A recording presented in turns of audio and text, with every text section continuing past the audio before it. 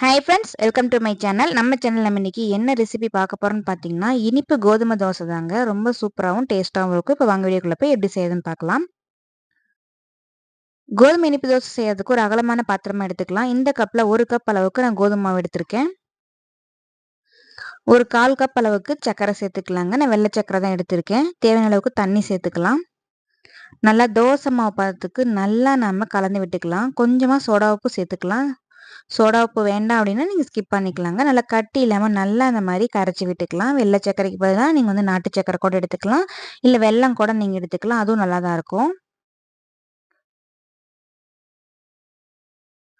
கொஞ்சம் கூட கட்டியே இல்லாமல் நல்லா அந்த மாதிரி கரைச்சி எடுத்துக்கலாம். ஸ்கூல் விட்டு வர குழந்தைங்களுக்குலாம் ஸ்நாக்ஸ் ஒன்று செஞ்சு கொடுக்கணும் அப்படின்னா கண்டிப்பாக நீங்கள் இந்த ரெசிபியை செஞ்சு கொடுக்கலாங்க. ரொம்ப ரொம்ப ஹெல்த்தியான கோதுமை இனிப்பு தோசை இந்த மாதிரி கண்டிப்பாக ட்ரை பண்ணி பாருங்கள். ரொம்ப டைம்லாம் எடுக்காதுங்க. குயிக்கான டைம்லேயே செஞ்சு முடிச்சிடலாம். 5 நிமிஷம் கூட எடுக்காதுங்க. டக்குன்னு செஞ்சு கொடுத்துடலாம் குழந்தைங்களுக்கு. நல்லா அந்த மாதிரி கட்டி இல்லாமல் நல்லா அந்த மாதிரி கரைச்சி எடுத்துக்கலாங்க. தோசை மாவு பார்த்து கரைச்சி எடுத்துட்டோம். இப்போ தோசைக்கல் நல்லா சூடானதுக்கு அப்புறமா அளவான தோசையாக அந்த மாதிரி ஊற்றி எடுத்துக்கலாம். நீங்க தோசை கல்லுலயே கூட குட்டி குட்டியா ஊத்தி எடுத்துக்கலாங்க. குழந்தைங்க சாப்பிட்றதுனால நம்ம குட்டி குட்டியா ஊத்திருக்கோம். பெரியவங்க சாப்பிட்றதா பெரிய தோசையா கூட ஊத்திக்கலாம். அதுவும் நல்லா தான் இருக்கும்.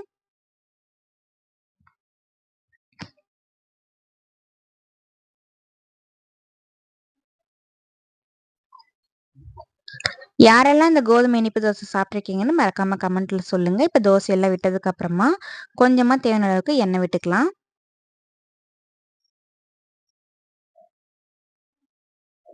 இப்போ ஒரு பக்கம் வந்ததுக்கு அப்புறமா இன்னொரு பக்கம் நம்ம திருப்பி போட்டுக்கலாம். இனிப்பு சேர்த்துருக்கோம் அப்படின்றதுனால கொஞ்சம் நல்லா கருகுன மாரி நமக்கு இருக்குங்க.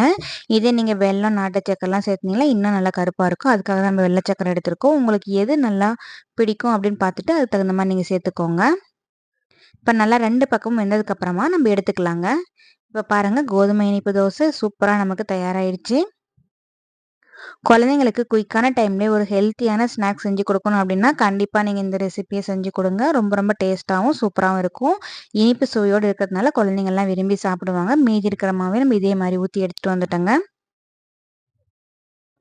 இந்த வீடியோ உங்களுக்கு பிடிச்சுன்னா மறக்காம நம்ம சேனலை லைக் பண்ணிக்கோங்க ஃப்ரெண்ட்ஸ். உங்க ஃப்ரெண்ட்ஸ் அண்ட் ஃபேமிலிக்கும் ஷேர் பண்ணி விடுங்க. Thank you.